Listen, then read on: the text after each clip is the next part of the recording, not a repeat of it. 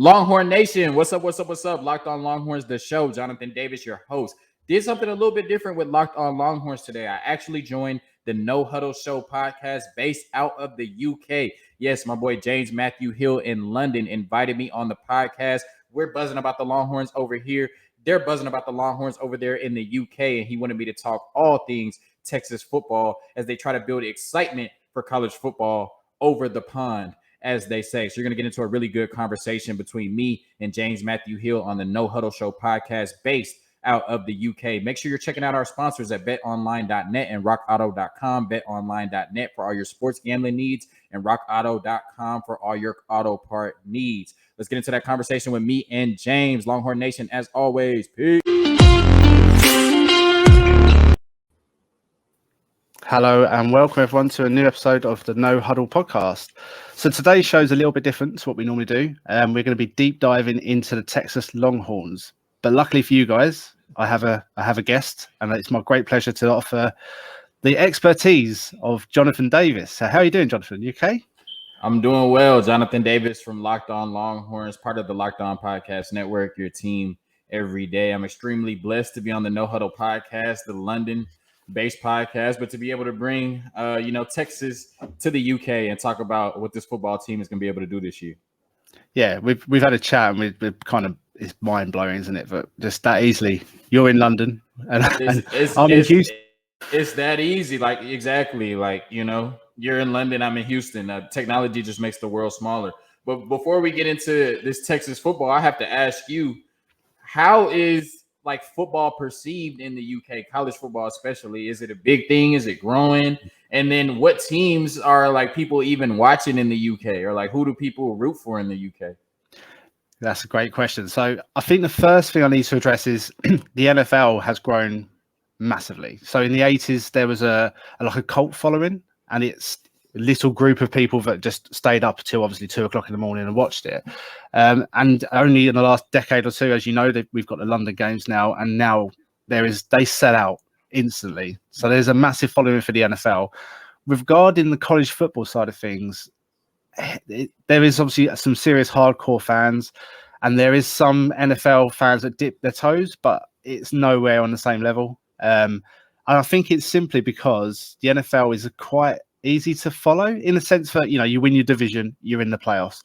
We've already done an episode on our podcast trying to explain how, like, obviously the FBS works, and so many people over here just struggle to understand how there's only 4 playoff teams for 130 colleges and how that all breaks down. So I think from a UK's perspective, there's not really much advertising into the sport. There's not much there's no one trying to teach you, and I think you have to go out your way to find it. So there's almost like a little cult following. It's like the 80s following the NFL, where there is the demand for it, but no one even BT Sports is huge in the UK, and they actually show a lot of the games, but they don't advertise it. So unless you know where to look for it, you just can't find it. Yeah. Well, I'll say over here, a lot of us are confused as to why there's only 4 playoff teams as well. We're hoping that expands, but I'm hoping that, they can watch this podcast and, maybe this gives them, the foot in the door to root for UT. They say, Jonathan Davis from Locked on Longhorns was on there. I'm gonna check out UT and Quinn Ewers and all of that jazz. But I'm ready to talk about the Longhorns. I'm ready to talk about that burnt orange and white, the 40 acres, what we got going. Yeah, absolutely. I mean, just jumping on that quickly. I mean, if you're looking to jump on a team that you love offense, which, let's face it, the NFL, college football, it doesn't matter where you're going, that is the most exciting part of the game. And look, it doesn't get much better than Texas. So before we get into more going into this year, though, I just want to quickly round up last year. Obviously, it was Steve Sarkisian's first year after being appointed. There was a lot of optimism, naturally, because he's done a fantastic job at Alabama, a great offensive mind. They was hoping he would change the culture. And that's not an easy task, as we're going to get into. That's not always an easy task, and that's obviously not necessarily going to be done in 1 year. But you could tell from some of the preseason polls that they were falling in the top 25, top 20 last year. And obviously, in hindsight, now you're looking back and going, maybe that was a little too optimistic, given what he had to face and what he had to turn around. But there's just really, what's your feeling towards Steve Sarkisian's first year? I mean, obviously, he came in, had a tricky situation. in some aspects there were some good points, but obviously overall they finished 5-7. It was a bit underwhelming. But what did you take from year one of his head coaching time at Texas so far? Yeah, it was disappointing. When you look at it, Texas is just a team that shouldn't go 5-7. They're way too talented. When you look at it, it was the longest losing streak Texas has had since the 1950s. And so it was disappointing. You can't lose to Kansas. You can't lose in the fashion you did, losing to Oklahoma, having a 25-point lead on them, having a lead on them going into the fourth quarter, having a lead on Baylor, the eventual Big 12 champions, going into the fourth quarter, having a lead on Oklahoma State, the Big 12 champion runner-ups, going into the fourth quarter. They just folded in so many second halves of the games. And then you talked about the culture as well. That's something that he wasn't able to build in his first year. But I think going into the second season, the energy around this football team is different. The culture around this football team is different. And I think they're ready to win this year. So looking back last year, it was disappointing, even though Sark really hadn't put his footprint on the team yet, because you just have way too much talent at the University of Texas to go 5-7. And I've maintained that I don't think that this was a 5-7 team last year. Like I said, when you have leads going into the fourth quarter on the three best teams in your conference and you lose all of them, that's just more so you folding than you not being able to win those games. I think this was an 8-9 win team that went out and went 5-7. I think this year is where you see, the 8, 9, 10 win team talent actually translate to that number of wins on paper as well. You've already sold it to me, but I must admit that, I mean, even just looking back on the 5-7, it could have so easily just been 7-5, and even then, I know there would have been some level of disappointment. It just feels completely different if he comes in, gets it to 7-5, and there is that. We've already seen the offense. I think they finished in a lot of categories, top 20, top 25. So we've already seen that he's built something, and it was exciting to watch. But the defense was ranked, I think, in total offense, it was 100th overall, and obviously there was weaknesses on 2 or 3 areas, to be fair. But I suppose going forward, obviously, when it comes to coming to the next level, straight away, my first worries were offensive line. Obviously, hearing in the spring game, they obviously had to tweak how they was going to do it, simply because of not having enough depth for the offensive line position. Now, in recruiting, I know you guys have got, I think, 6 very highly rated guys coming in June, I believe it is. And there's a couple of guys there that they're really hoping just pick it up straight away and can hopefully maybe even start. Now, obviously, that to me sounds a bit concerning, that you might be looking for 1 or 2 freshmen to really impact that line. Now, do you think that is generally the case, or is it actually not as bad as it seems, but maybe 1 or 2 of them can push to start and hopefully bring the level up? Yeah, so they actually moved in over the weekend, so they're officially on campus now, getting ready for summer camp or summer workouts, I should say. I think you're going to see 3 new starters on this offensive line. And I did a podcast with our Locked On Sooners host, and I talked about that although I have all the faith in the world in this Texas football team, I'm picking us to win the Big 12. The 3 most important positions in football are the quarterback, the person who protects the quarterback, and the person who rushes the quarterback. And we're talking about the offensive line. And I honestly think we're going to have 3 new starters on that offensive line. I think you have Cole Hudson, a freshman, the only one of the 7 that they brought in this 2022 class that was enrolled early. So he was there during the spring workouts, was in the spring game, eventually worked himself up to first team reps. I think he gets to start at right guard. I think Devin Campbell, the number 1 offensive lineman in the nation in the 2022 class out of Arlington, Texas, interior guard. I think he gets that left guard spot. And then I think Kelvin Banks, the number 1 tackle in the 2022 class, I think he comes in and starts right away at left tackle. To answer your question, you don't really know if it's a concern or a plus at this point. You would assume that there's going to be a learning curve. They are true freshmen. You're, expecting players that have never played on the college level to be huge impact players for you, at right away, in games against Alabama and in a season where Sark needs to win, where Texas needs to win.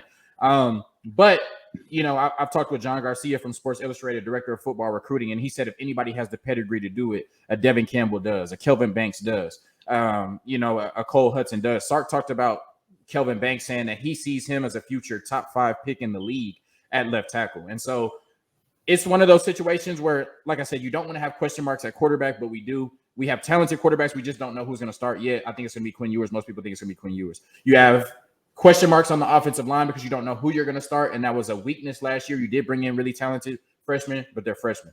And you have question marks on the defensive line in terms of your pass rush. You have good players, but you don't have a dominant player. You're not sure if that's going to be something you're consistently going to get. And so with the offensive line, it's a question mark going into the season, and you don't love that. But when you're bringing in the most talented players in the country, and from out of high school, typically they turn into the most talented players and the best players in the country in college football. And I think Texas is hoping that these offensive linemen can come in, learn really quickly, and be one of the reasons at least, that this team turns around in 2022. I mean, first thing, when I look at recruiting, which I'm from being from the UK, this is quite a new thing for me, but I love it. I really, it's quite exciting.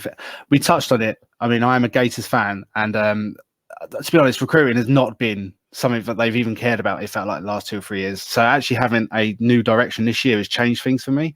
But it's great to see that the Longhorns, they saw what the weakness was and they went all in and got it, because you can see so many colleges. That's the one position that you see everyone struggling to get, whether it's a transfer portal, it's just everyone wants it. The fact that Longhorns went and got it and didn't just get 1 or 2 decent players, they actually got a lot of the top talent. Yeah. I think that's a great sign going forward, because if you can, you don't even have to have the best quarterback. If you can protect him, all of a sudden a good starting quarterback with some weapons can, light up the college football world.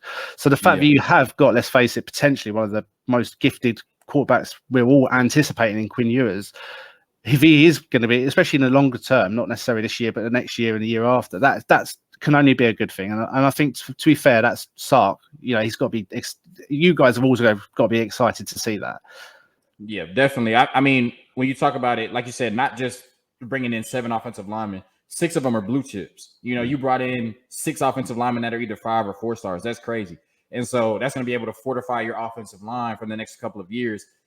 On top of the offensive linemen, you continuously can bring in class after class. And I think that's very key for a Texas team that eventually in the next 2 to 3 years is going to be moving to the SEC. You talked about Quinn Ewers, right? And just the all-world talent. I think the highest graded quarterback prospect since Vince Young.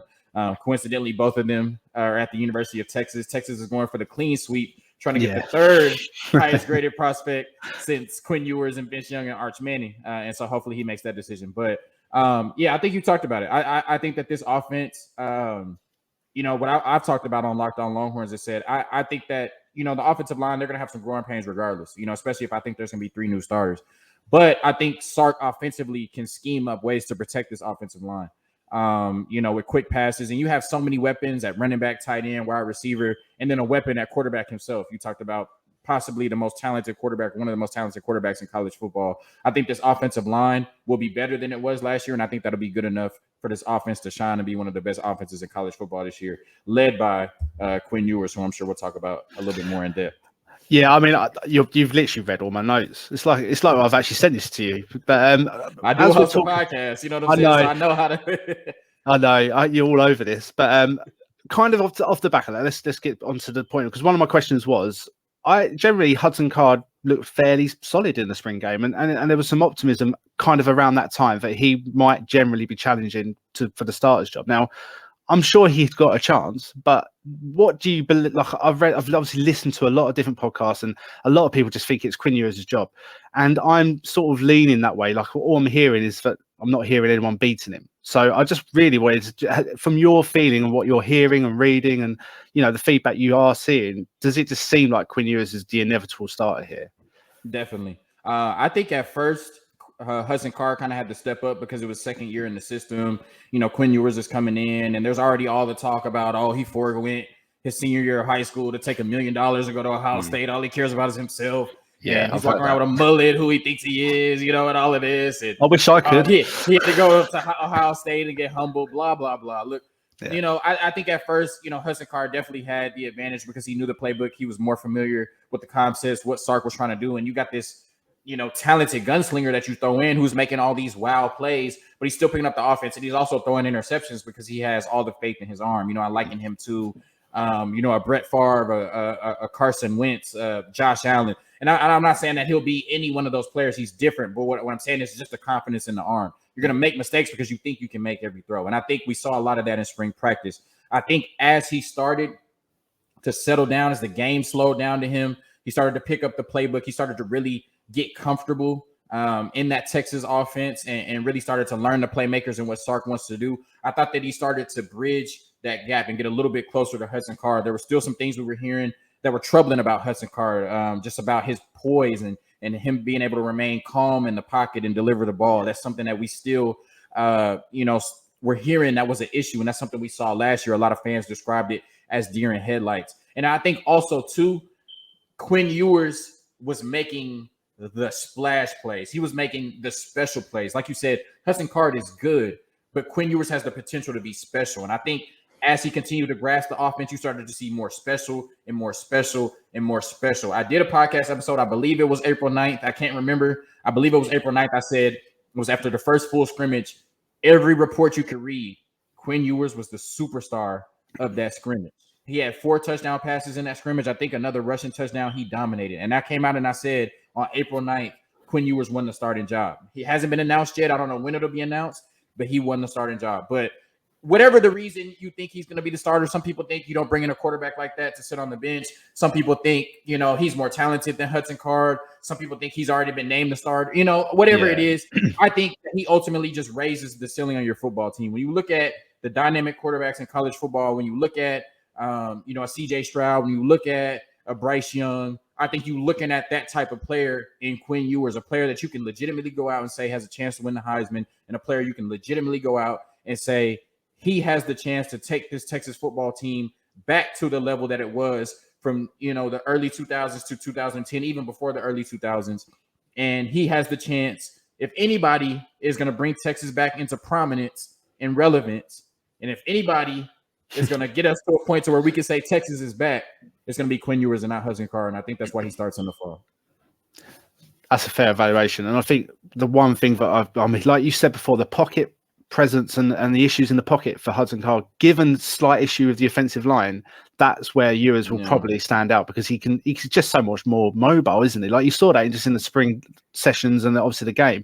He just knows when to get out. And he just looks like he can get out of trouble if it's there. And I mean, for me, on a bit of a neutral point of view, I obviously want Quinn Ewers to win it, because obviously all we've heard for the past year or so is how potentially great he is.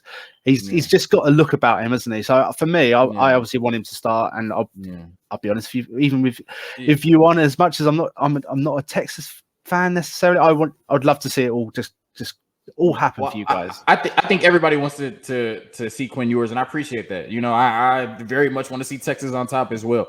I think all you need to know is the fact that he's never taken a collegiate snap. He has not played a down for the Texas Longhorns yet, and most websites have him top 5 in the Heisman odds. I think that tells you everything you need to know about what type of player he is and what type of impact he's going to have on this University of Texas football team over the next couple of years.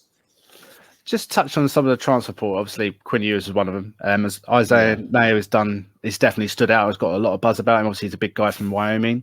Jaleel Billingsley seems like a smart move. Obviously, once again another massive target for that offense. But Agiye Hall was obviously the potential, the extra bit you wouldn't have said you desperately needed, but it's like, why would you not? And obviously getting him to sign was amazing. But I have got a bit of a question, because obviously what happened a couple of weeks ago with the whole Twitter thing.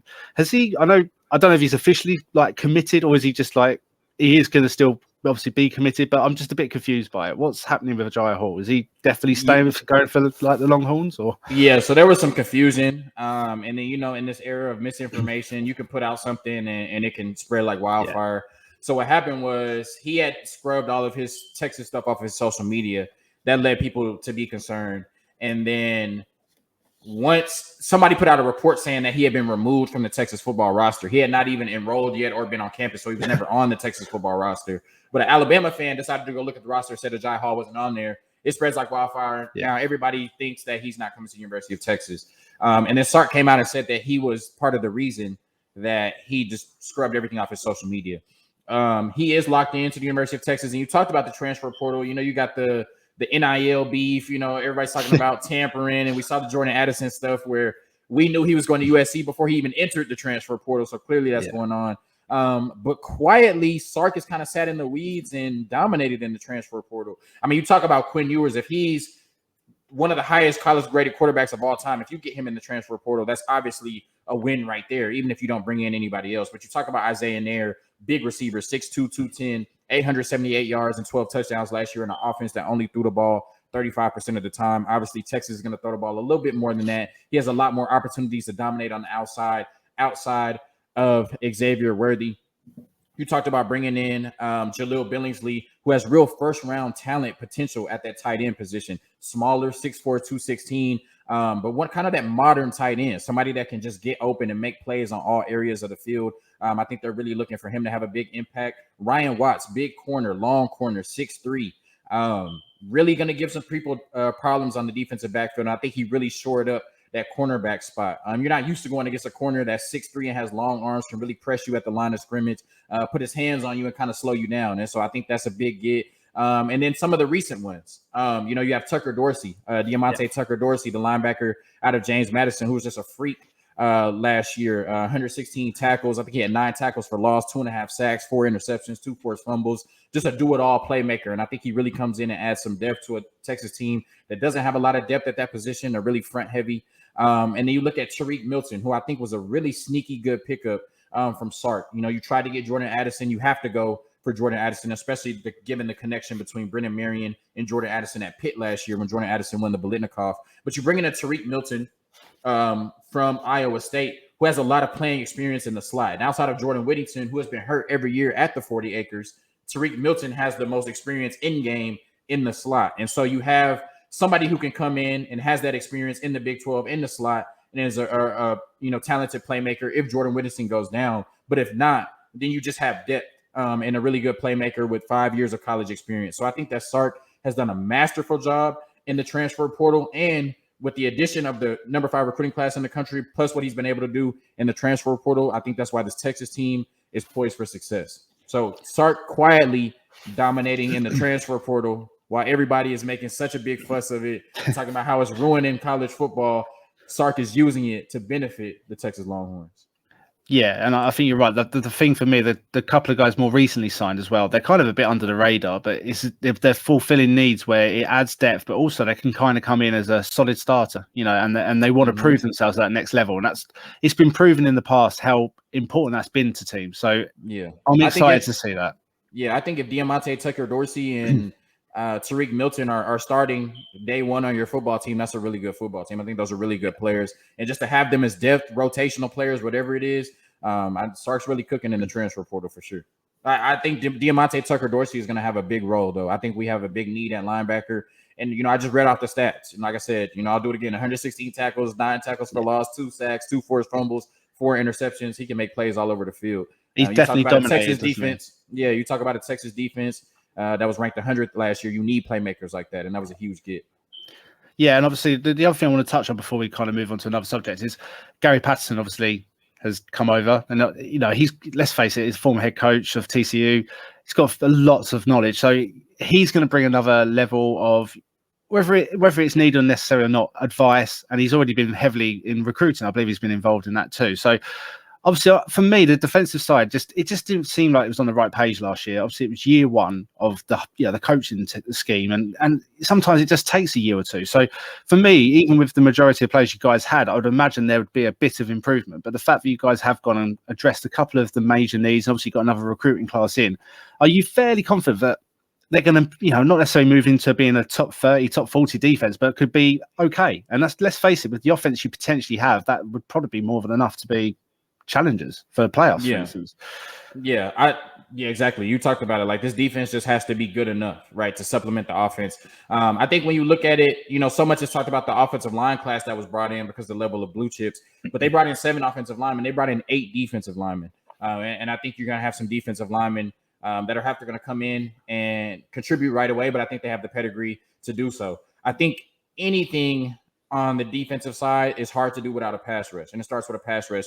And honestly, like I said, I've been sipping the Kool-Aid, not chugging it. I am concerned about the pass rush. We lost out on O'Shawn Mathis. I think that was a huge target for Texas in the transfer portal. Somebody who has had 8 sacks in the season, had 4 sacks last year, but somebody who has a real NFL build and NFL talent at that edge rusher position, somebody that probably would have came in and become your best edge rusher. But we have some young, talented players that we think will be able to take the next step forward, and hopefully the pass rush will be good. I think we have some really talented players on the interior that we're just waiting to see them put together a full season, right? I think it's that consistency. And you talked about, coming into a new year with a new defensive coordinator. Texas has had a new defensive system the last 3 years. That'll be the first time in 4 years that Texas has had the same defensive system 2 years in a row. And so naturally, you're going to see that improvement. You talked about it, linebacker. You add a playmaker like Diamante Tucker Dorsey. I think Jalen Ford kind of sat back last year, came in and spot plays. I think he's a really explosive playmaker. given that starting role this year, I think he's going to be better. You know what you have in Agent Zero at linebacker. I think he's going to be better as he continues to get more comfortable making that transition from safety. As long as he's a little bit better, a little more stout in the run game, I think that's going to help Texas a lot. And then I think the defensive backfield is where we've improved the most. I talked about bringing in Ryan Watts, 6'3" corner, transfer from Ohio State. But then you bring in a Terrence Brooks, who was, I think, the 82nd overall prospect in the country. A really good 4-star cornerback who's come in and looked really good. You had Jalen Gilbo, who hopefully he'll make his way back to the team. He did have some things going on, but he looked really good in the spring. Before ultimately he was suspended from team activities. You got Deshaun Jameson, who's looking to bounce back and have a really good year, but he's an explosive playmaker. I think he had 3 or 4 pick sixes in spring ball alone.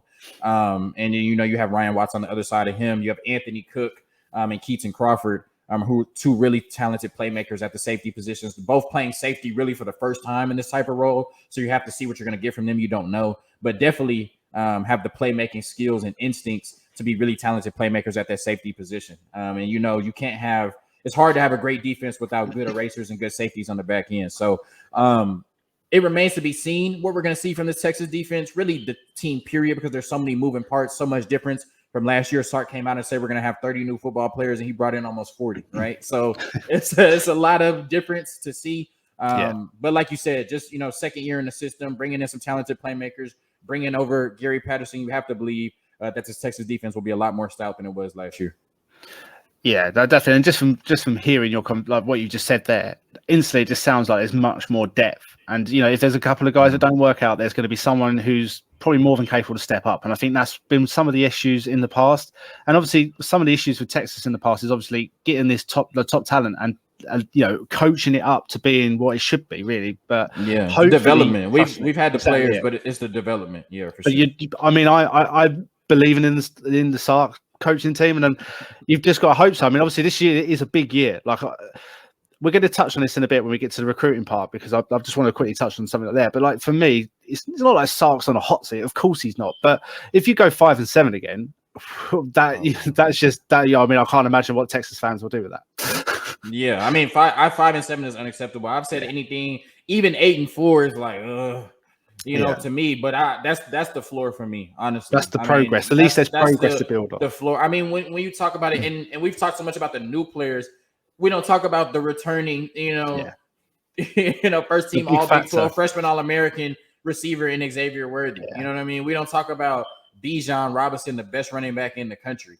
We talk about Quinn Ewers and all of that. So it's like, if you have that, you have to win 8 games. You just have to win. And 5-7, and I don't even want to hear that again. Anything under 8-4 is just it's unacceptable. And I don't know if Sark can do anything to get fired after this year. But 5-7 would be pushing it. The seat gonna be hotter than hell at 5-7. I'll tell you that. Yeah, no, definitely. Well, I was going to say it's the end, but I think the best way to round it up is just wrapping up obviously the Big 12 this season. Now, the best thing, there's so much uncertainty in the Big 12, and I got drawn to it last year. So last year, trying to develop myself when it comes to the college game, I started to have a little side project. So I started following a different team. So I did the UCF Knights 2 years ago, so I could get an understanding of the group of 5 and get a better understanding of it all. Absolutely loved it. It was great to just see a different perspective than just a Power 5 team. Last year, I went for Iowa State, just simply because of Breece Hall. I'll be honest, he was one of my favourite players in the whole college. But I liked what they was bringing, and I thought they had great potential, to be fair. But what I fell in love with was the Big 12 and the competition level, with the exclusion of Kansas. It's just anyone can beat anyone. You can't say that to me because Kansas beat us, so you can't say that to me. Well, no, exactly. Exactly. But this is what I love about it. And, you do get that in the other conferences, but I feel like when it's good, it's good. And this year, if any year, the Big 12, obviously Oklahoma Sooners, you've got a first-time head coach. You've got bundles of experience, but he's a first-time head coach. You can't get away from it. They've just lost their quarterback. They've lost their receiver. They've got a great transfer portal backing them up. But there's just so much uncertainty. The same with you guys. We can talk about Xavier Worthy, one of my favourite receivers in the league. But Bijan Robinson, same as he's now my Breece Hall. Like, I love him to death. And you've got loads of talent, but then we've got the Quinn Ewers factor. We've got, we've still got the question marks on defense. It all comes together. You're a 10-win plus team, and who knows? And it's the same with Oklahoma to a certain extent. But you've got the issue of Baylor and Oklahoma State. both in the championship game last year. Both were fantastic, especially defensively. Lost a lot of pieces. Now, Baylor have kept majority of their offensive line and defensive line, which is definitely a key ingredient to keeping some level of success. But losing the talent they lost to the NFL, I'm certainly a bit more edgy on Baylor. And I think Gundy is a great coach, and I think he'll keep Oklahoma State in that top 25 mix. But I find it hard to say that they're better than the potential of you and Oklahoma. But the thing is, it's so wide open that I just find it fascinating. But first question for you, I know the bookies have got Texas at over under 8.5 wins. Now, I don't think I need to ask you. It's a definite over. For you, that's got to be right, yeah? So I think that we're a 9-10 win football team. If you're asking me to put my money on it, I'm not necessarily sure because you do have likely the loss to Alabama. Now, I still got, about 3 months to drink a little bit more Kool-Aid. And by the time that week comes, I might come on here and say we winning by 30. But it's just tough when it's like, okay, I have to factor in a guaranteed loss almost to Alabama. But hey, man, we on Locked On Longhorns. Take the over 8.5 wins. You know what I'm saying? And I think you made such a good point. All right, there you go. But you made such a good point. Like, I think the Big 12 might be the only conference this year where you have 4 legitimate title contenders, right? You have Texas, Oklahoma State, and Baylor. I don't think you can say that in any other conference where there's 4 teams where you would not be surprised at all if they won the championship. And then you have some sleeper teams who probably aren't going to win the Big 12, but definitely probably will get an upset throughout the season in a Kansas State or a West Virginia, and so maybe even a Texas Tech. So I definitely think that the Big 12 is wide open this year. Our sponsors, BetOnline, they had all 4 of the top teams at 8.5 wins. I think that shows how wide open this conference this year is, but I think that also explains why this needs to be the year for Texas to take it, because Oklahoma isn't the usual favorite that they are. I think they've been given the benefit of the doubt. And you talked about Oklahoma State and Baylor, who were in the Big 12 title games, but have lost so much. You question if they'll be able to come back and do it again. And so Texas, with the talent they have, the overwhelming talent at skill positions they have compared to the other teams in the Big 12, and a hopefully improved defense should be the reason that they're able to get back on top in the conference.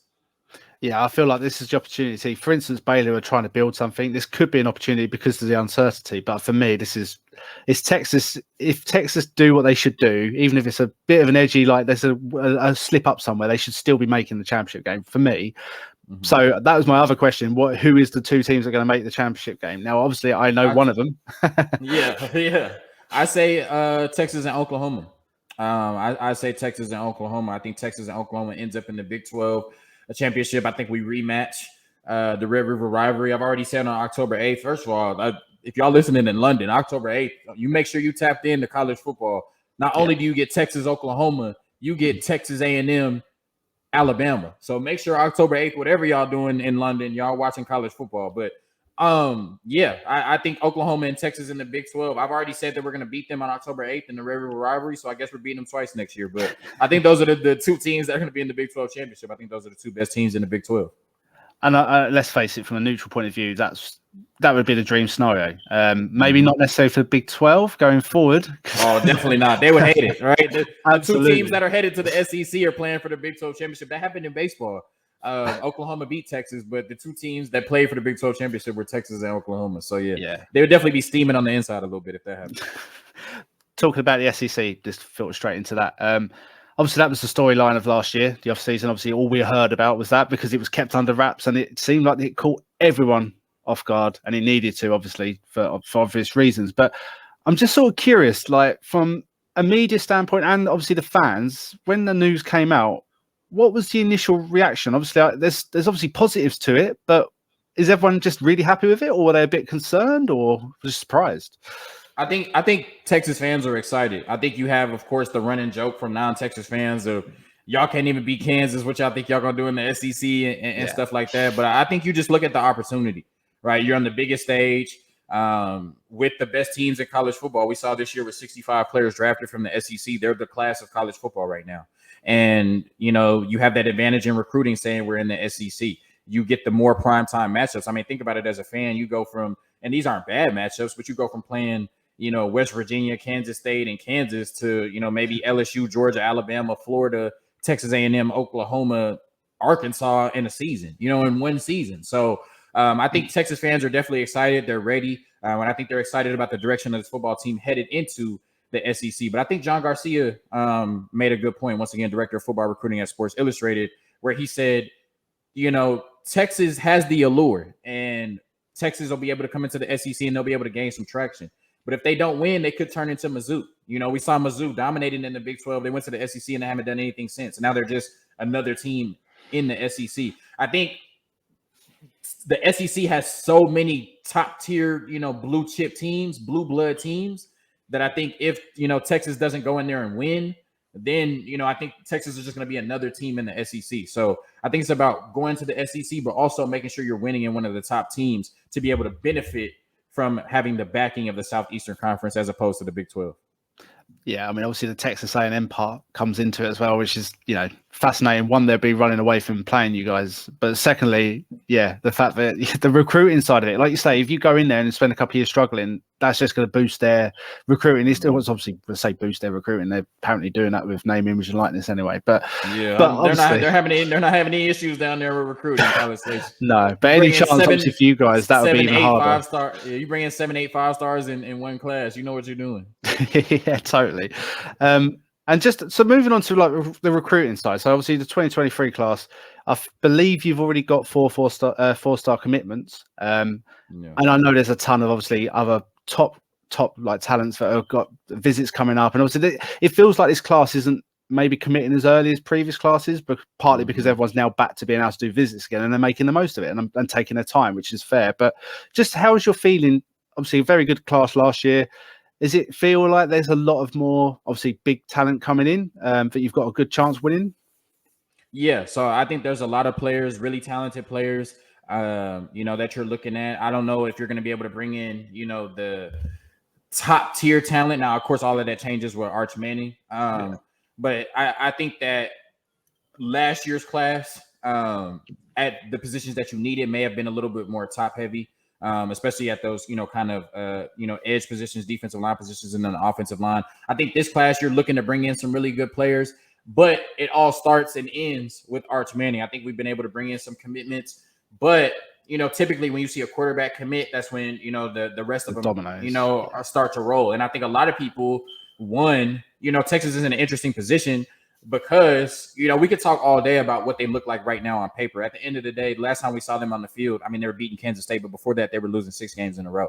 And so, like Arch Manning, a lot of these prospects want to see not only where Arch Manning ends up, because I think if Arch Manning ends up there, then you start to see a lot of dominoes. Okay, I want to go play with Arch. I want to go play with Arch. I want to go play with Arch. But outside of that, Arch Manning and these other prospects are also looking like, okay, I could go to Ohio State, who I know is going to win 10 games. I can go to Alabama, who I know is going to win 10 games. I can go to Georgia, who I know is going to win 10 games. I can go to Texas A&M, who won 8 games, and may be on the rise with the type of classes they're bringing in.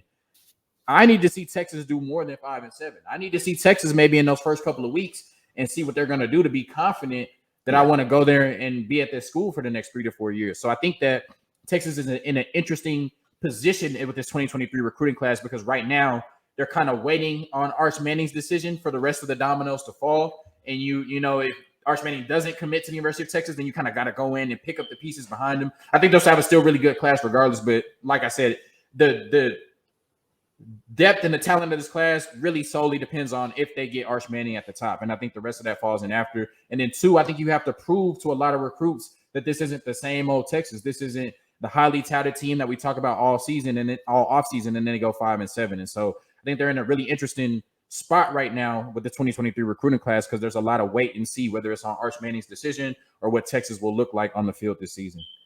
That's a valid point as well because let's face it, there's probably going to be no rush for Arch Manning either. He's in full control and destiny of what he's going to do, and if he does leave it quite late and then doesn't choose, and then those dominoes might have already gone. That's some of the other options that might have followed might have already gone. Right, I found somewhere else. So it's critical. But my next question with it, because we had a bit of a debate on it on one of our previous episodes, but with Arch Manning, obviously, potentially, I think you're probably favourites at this stage. I mean, it sounds like really it's between you and Georgia. I mean, Alabama has still got an official visit. There's still a couple of, other teams that have a slim chance, I guess, but it sounds like it's between you and Georgia. Now, if he does choose Texas, I'm fascinated. But what does that do to Quinn Ewers? Like, I know, you know what I mean? Like, you could have 2 of the 2 top talents both on the same roster.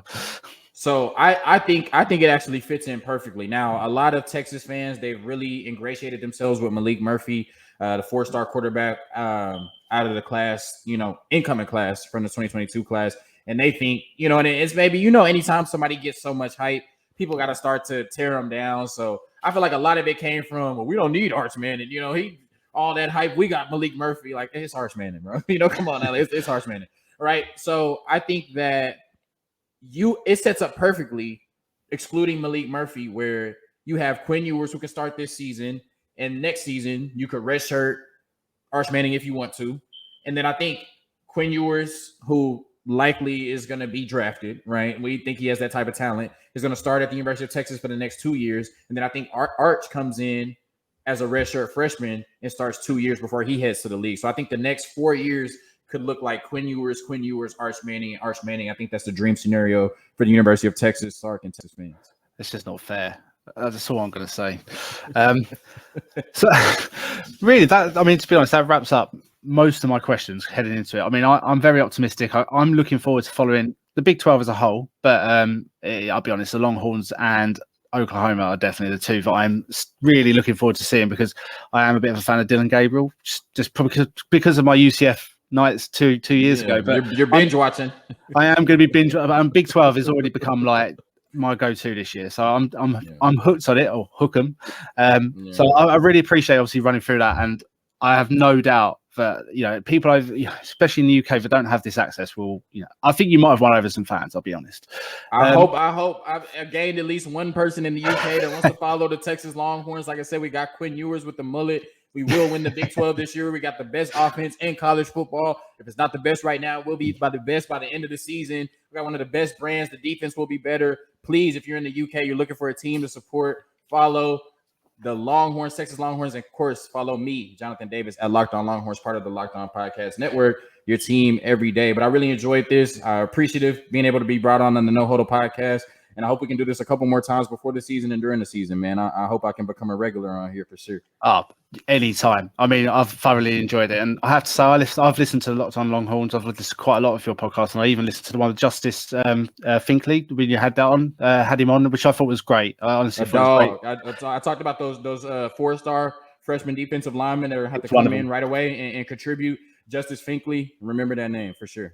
Yeah, no, and it was great to get that insight as well. So yeah, absolutely follow Jonathan. Make sure if you're a Texas fan or even interested, follow the Locked On Longhorns and also Locked On Big 12. You pop up on that a lot, and I think you guys are brilliant. You guys are brilliant because you have good banter. You're all passionate about your teams, but you all kind of support each other at the same time. It's not like you just go at each other. So honestly, check it all out. I told my Locked On Sooners host. We did a collab episode the other day. I'm like, we're teammates, and so this is going to be a little bit more friendly than they are on the field. But yeah, you mentioned Locked On Big 12, Josh Neighbors, one of the best in the business. He does a really good job of engaging all of the Big 12 hosts with each of our shows and bringing us on and let us talk different topics. But yeah, you just talked about the Locked On Podcast Network in general. Just one of the best things in the business right now. If you're not following us yet, you're late, but you need to get on it. Future superstars, every show, every episode, every host. You know what I mean? We're the future. It's hard to argue, especially the Big 12. That's most of my experience. But yeah, I really appreciate your time, Jonathan. And let's go Longhorns. Hook 'em. Yes, sir. Hook 'em. Take care.